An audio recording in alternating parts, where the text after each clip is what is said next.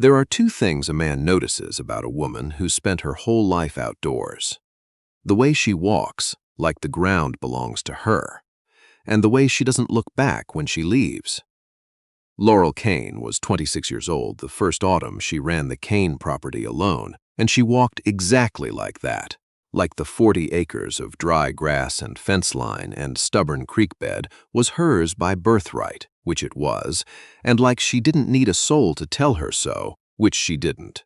She had her mother's cheekbones and her father's silence, and a way of squinting at a problem, a broken gate, a sick calf, a sky that looked wrong, that made older men feel suddenly less certain of themselves. August Mercer was 47 years old and had been fixing fences along the boundary of the Caine property for the better part of a week when he first saw her. He had not expected to see anyone. The Caine land had a reputation for being left alone. Old Gerald Caine had died the previous March, and people in town said the daughter had come back from Edmonton to settle things and would likely sell before winter. August had heard this and had gone on building his fence line and minding his own business, the way he had always done with news that wasn't his concern. He was tamping a post when she appeared at the fence. She didn't say anything for a moment. She stood on her side of the wire, arms crossed, looking at his work the way someone looks at a thing they're deciding whether or not to approve of. "You're setting that post too far east," she said. August looked at the post. He looked at the survey marker 6 feet away. He looked at the woman. "The survey says different," he said. "The survey was done in 1961, she said. The creek shifted." He considered this. The creek had, in fact, shifted. He had noticed it himself and had been quietly accounting for it in his placement, though not, apparently, in the way she preferred. "How far west would you want it?" he asked. She told him. She was right. He moved it. She watched him do it without saying anything, and when it was done, she nodded once, the way a person nods when a thing has been done correctly and there's no further comment needed. Then she went back across the field the same way she'd come, without looking back. August watched her go. He set the next post exactly where she would have put it. His name was August Harlan Mercer, and he had been on his land, 80 acres in the Peace River country of northern Alberta, for 19 years.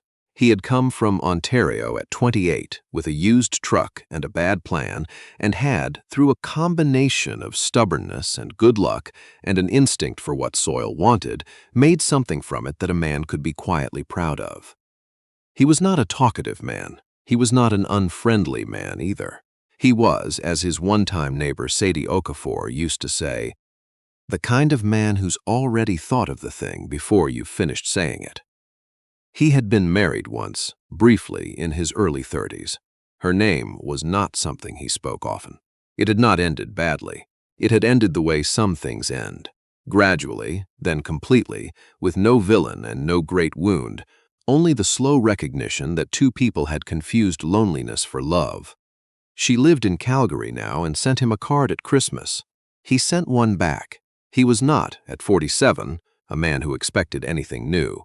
Laurel Caine had gone to Edmonton at 19 to study agriculture at the university, which her father had considered unnecessary, and her mother would have considered exactly right had her mother still been alive to consider anything. She had a talent for systems, the way things connected, the way water moved through soil, the way a small problem in February became a large problem in May if you didn't catch it. She had spent 6 years working for an agricultural cooperative, advising farms 3 times the size of her father's, and had been good at it, in the way that people who have grown up with a thing are always better at it than people who have only studied it.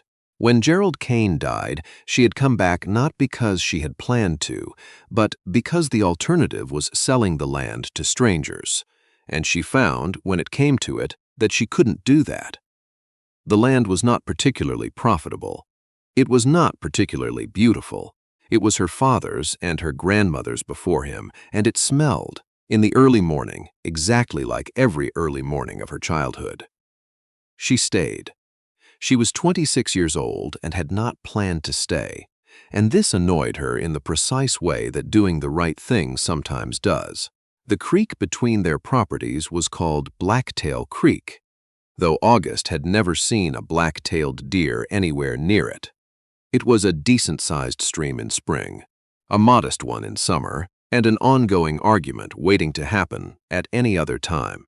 The water rights along its lower stretch had been settled by an agreement between August's predecessors and Laurel Caine sometime in the early 90s, and the agreement was written on a single piece of paper that neither August nor Laurel had seen, though both had been told it existed. In October, the beaver returned. August noticed it first, a small dam beginning to form at the narrow bend where the creek crossed from his land onto hers. Within a week, the water backing up was enough to flood the low corner of his north field. He walked down to look at it 3 mornings in a row, the way a man does when he's hoping the problem will resolve itself, and on the 3rd morning, Laurel Caine was standing on her side of it looking at the same thing. They stood on opposite banks for a moment. "Your side or mine?"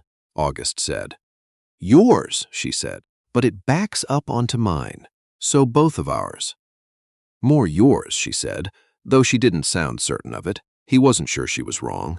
He wasn't sure she was right either. The creek at this point had shifted enough from its 1961 position that the property lines were, technically speaking, a matter of interpretation. "I'll go to the county office," he said. "Get the water rights document." "I'll come with you," she said. "I want to see it myself." He didn't argue. It wasn't the kind of thing to argue about. They drove to the county office on a Thursday morning in November in separate trucks, which August thought said something, and then told himself it said nothing, and met at the front desk. The clerk, a young man named Dale who looked to be about 22, found the water rights document in a filing cabinet after 11 minutes of searching and laid it on the counter between them. They both read it. August thought it meant one thing. Laurel thought it meant something slightly different.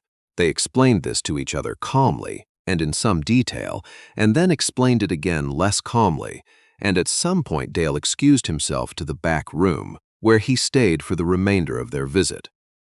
"It says shared access to the ordinary water flow," August said. "Right. Ordinary. A beaver dam is not ordinary. A beaver is not extraordinary," he said. "In Alberta, that's practically the definition of ordinary. The beaver is not the issue. The dam is the issue. The dam is ordinary because the beaver is ordinary." "You're doing that thing," she said. "What thing?" "Where you follow a chain of logic until it becomes absurd and then act like that proves something." August looked at her. In 32 years of adult conversation, he could not recall being described with such precision by someone who had known him for 3 weeks. "I'll relocate the dam," he said.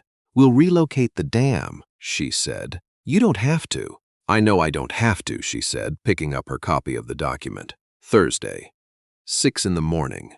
She walked out. Dale reappeared from the back room. "She's like that with everyone?" August asked. "First time I've met her," Dale said. "Right," August said.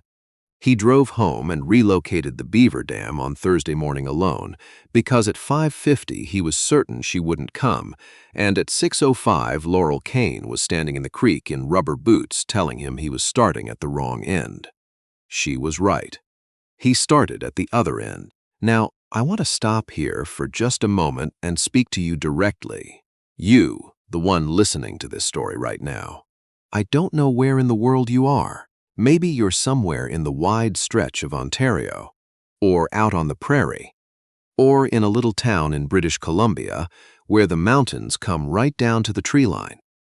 Maybe you're far from Canada altogether, and you found your way here through some strange and wonderful turn of the internet. Wherever you are, I'm glad you're here.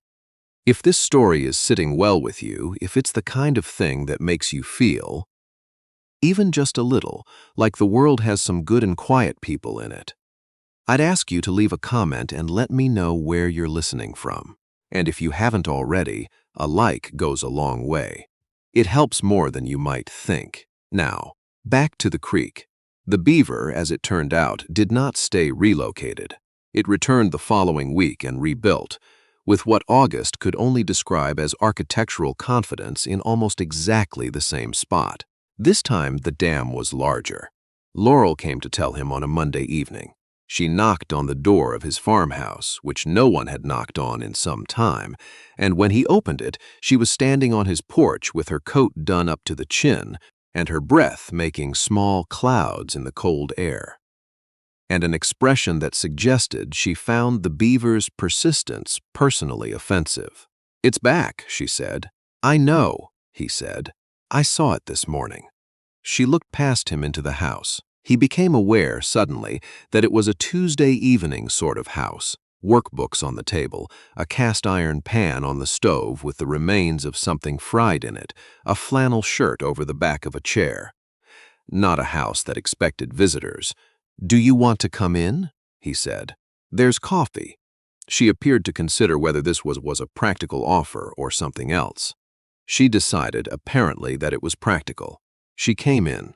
They sat at the kitchen table and drank coffee and talked about the beaver for approximately 4 minutes.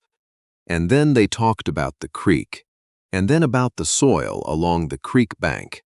And Laurel said something about subsurface drainage that was so precisely correct that August set down his mug and looked at her. "You studied ag?" he asked. "6 years at U of A, she said, then a cooperative in Leduc County. "Doing what?" "Telling farmers things they already knew," she said, in a way that made it easier to act on. He laughed. It surprised him. He hadn't laughed at anything in some time, and it came out slightly rough, like a door that needs its hinges oiled. Laurel looked at him with something that might have been satisfaction.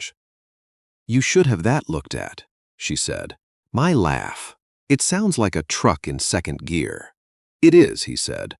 "A truck in second gear." She left at 8:15. She took the last of the coffee with her in a thermos he didn't ask for back.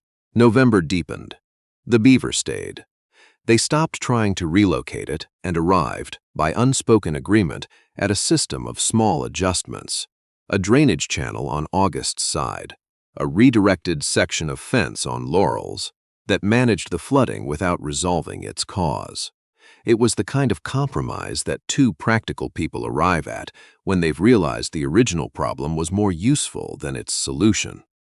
Laurel came over on Tuesdays, usually. Not always. Sometimes she came on a Wednesday and sometimes not at all. And once on a Sunday afternoon, when the temperature had dropped to -20, and the creek had frozen in a way she wanted to show him. The ice had formed in a long flat sheet over the dam structure, and the effect was, she said, interesting from a drainage perspective. August looked at it. It was interesting from a drainage perspective. It was also, though he did not say this, beautiful. He was 47 years old and had been in this country for 19 years and thought he had finished being surprised by it. He had not, apparently, finished. In December, she mentioned, in passing, that she had been offered a position back in Edmonton. A good one. Regional coordinator for a large agricultural organization. More money than she made now, work she was clearly suited for. She mentioned it the way people mention things that are already decided, casually, while looking at something else. August was mending a section of fence on the shared line. He kept mending it. "When would you start?" he said. "February," she said. He nodded. He set a staple and drove it. "You'd sell the property," he said. "I'd have to," she said. "I can't run it from Edmonton." "No," he said. "You can't." There was a silence that had the shape of something larger than a silence. "Is that what you want?" he said. She looked at him. The question had come out wrong, too direct, angled in a way he hadn't intended, landing somewhere it hadn't been aimed. "It's a good opportunity," she said. "I know it is," he said. He drove another staple. She watched him do it. The cold had her breath coming in short, visible bursts, and her cheeks were red, and she was looking at him with an expression he couldn't quite read, which was unusual, because in 2 months he had come to read her fairly well. "I haven't decided yet," she said. "All right," he said. She left shortly after, and August stood at the fence for a long time in the cold, looking at the creek, which was frozen now completely, the beaver's dam somewhere under a foot of gray ice. He was not a man who said things before he had fully thought them through. He was also, at 47, increasingly aware that fully thinking things through could take so long that the things in question had moved on without you. Christmas came. Laurel stayed. She did not go to Edmonton for the holiday. She told him this when she stopped by on December 23rd with a jar of chokecherry preserves that she said she'd found in her mother's pantry and didn't know what to do with. "My mother used to make these," August said. "Mine too," Laurel said. "I didn't know they'd kept making them. Women our mother's age, all across the Peace River country, all putting up the same jars. Something to be said for that," August said. "Something," she agreed. He made dinner. She stayed. They ate leftover beef stew and bread he'd made himself, which she inspected before eating the way she inspected all of his work. Not skeptically, exactly, but thoroughly, as if she wanted to understand how it had been made. "This is good," she said. "I've had 19 years to practice," he said. "Do you mind it?" she said. 19 years alone. He thought about it. He was a man who thought before he spoke, and he thought about this carefully. "I didn't until recently," he said. Laurel looked at her bread. She broke off a piece. "That's not a fair thing to say," she said quietly. "No," he said. "It isn't." She left at 9. She didn't take anything with her this time. January was cold, the way January in the Peace River country is always cold. Not dramatically, not as a weather event, but as a simple condition of existence, the way darkness is a condition of existence at that latitude. The thermometer outside August's kitchen window read -31 on the morning of January 11th, and he looked at it the way he looked at most things that couldn't be changed. Once, and then on with the day. He did not see Laurel for 2 weeks.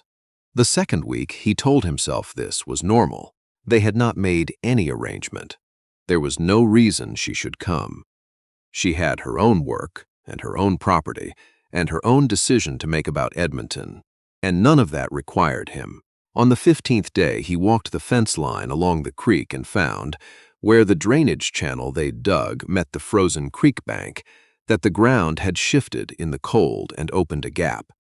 He spent an hour fixing it. While he worked, he was aware, without looking up, that her farmhouse was 200 meters across the field and showed no sign of life. He went home. On the 16th day, she knocked on his door. He opened it, and she was standing in the snow in her work coat, with ice on her collar and an expression he had not seen on her before. Not distressed, not uncertain, something quieter than that. "I'm not taking the job," she said. He looked at her. The cold was significant. "You should come in," he said. "I wanted to tell you first," she said. "Before I told anyone else, I don't know why I wanted that." He did know why. He had known for some time, in the careful and patient way that he knew most things, that there was a reason she kept coming back to his side of the fence about matters that could have been handled at a distance.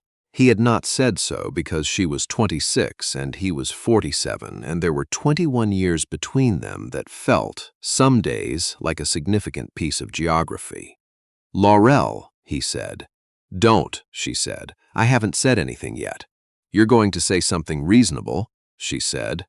"About the age difference, or about how I might change my mind, or about how I should take the job. You're going to be very sensible, and I don't want to hear it."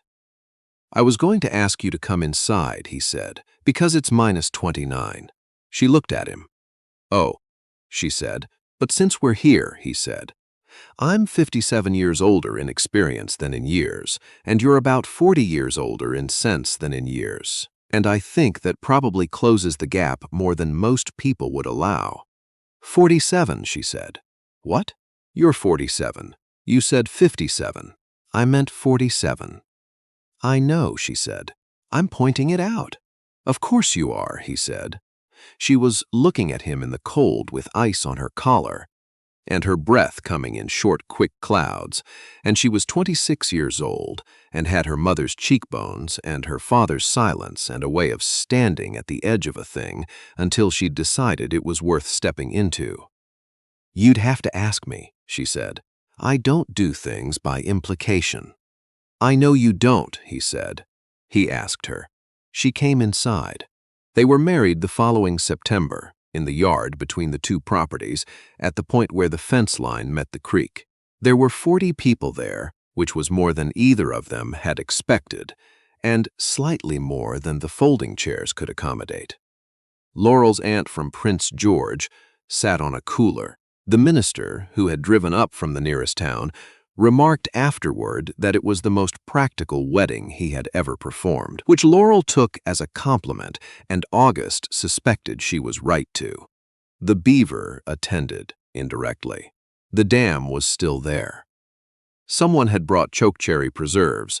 They ran the two properties together, eventually, though they kept the separate titles for reasons that were both practical and, in a way neither of them ever fully articulated, a form of respect for what each had come with. The fence line came down in sections over the years, first where it crossed the drainage channel, then along the lower field where it served no purpose, then finally most of the northern stretch, though they left a short piece of it standing near the creek.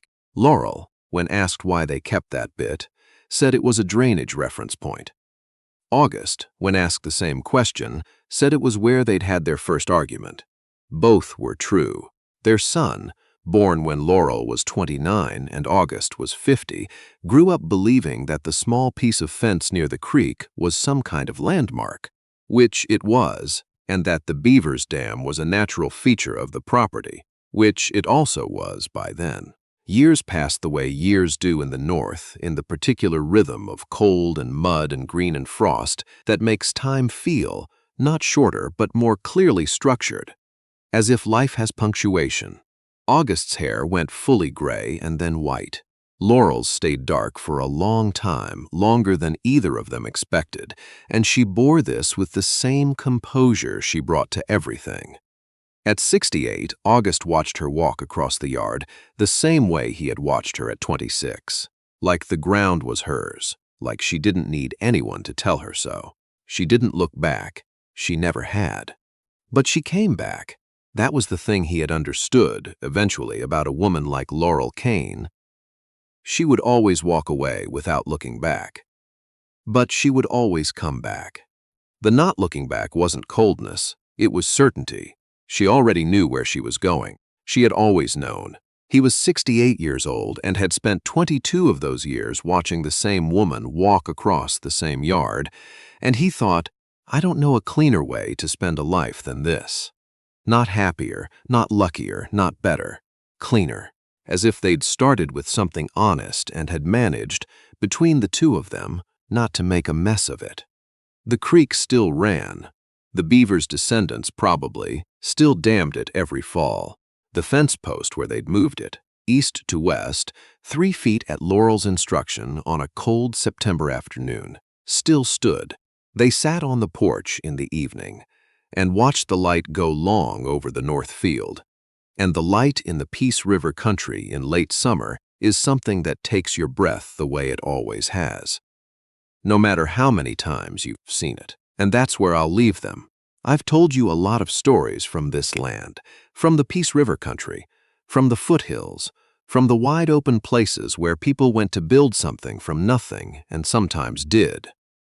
And what I find every time is this: the best stories aren't the ones with the greatest hardship or the sharpest drama.